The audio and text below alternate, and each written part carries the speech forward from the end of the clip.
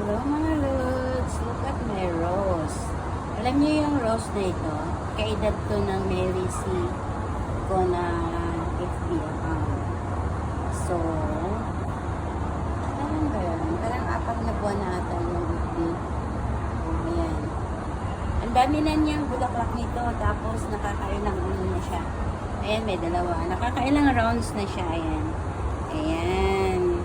May buds na siya. Ang daming buds niya. Ayan. Ayan. Ayan. So, ilang buds? 1, 2,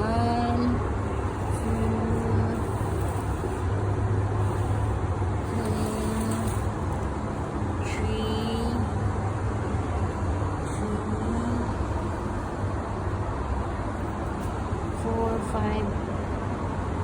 Alam ko 6 to. Sana yung isa.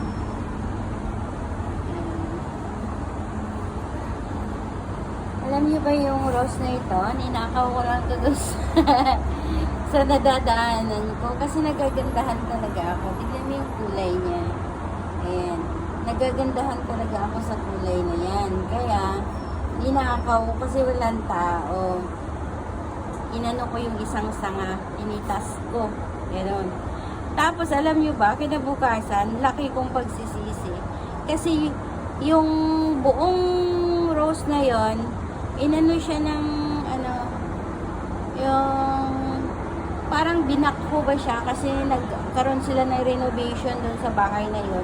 Lahat ng mga halaman, tinanggal. So, ayan, nawala. So, sabi ko, sayang, sana kinuha ko na lang lahat.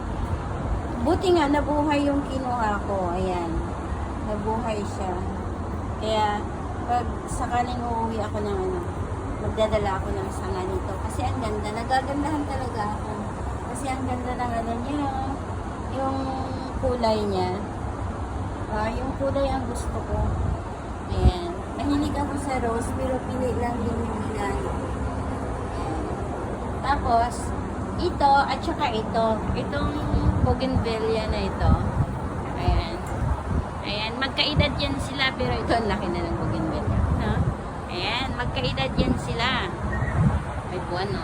Magkaedad yan sila ng bougainvillea kung yan. So, ang ganda talaga, mga loads. Tapos, ayan, sabi nga ng amo ko, green thumb daw ako. Kasi, itatanim ko lang, nabubuhay ka agad. Ayan. Madali akong mabuhayan ng bulaklak. Madali akong mabuhayan. Ito ako din nagtanim nito eh. Para meron kami pang pangharang. Para hindi masyadong see-through. Ayan. Ako lahat nagtanim niyan. Ayan. So, ayan. Ito siya. Itong bougainvillea na to. Ang ganda nito. Nag-iiba ang kulay. Tapos, dito yan siya galing. Ito yung mother plant niya.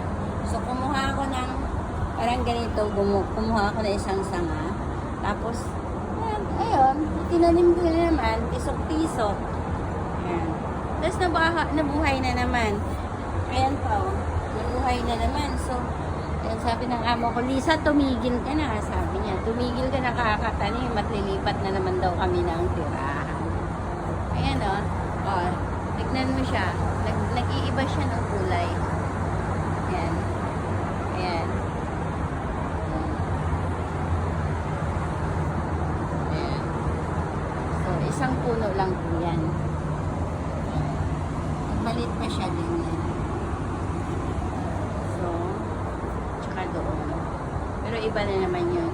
Pag uuwi talaga ako, ito ang dadalhin ko. Magpuputol ako ng sanga nito. Tapos lagay ko sa bagahe ko. Kasi gustong gusto ko to siya. Gustong gusto ko. Lumalaki siya. Tingnan nyo nga, lumalaki siya. Hindi kaya, yan ito. Parang hindi siya talaga yung yan. Parang siya. Tingnan nyo, ang daming bulaklak. At saka, siya eh, bunch. Isang bunch. Yan. Maganda talaga ako siya. Yan. Ayan po yung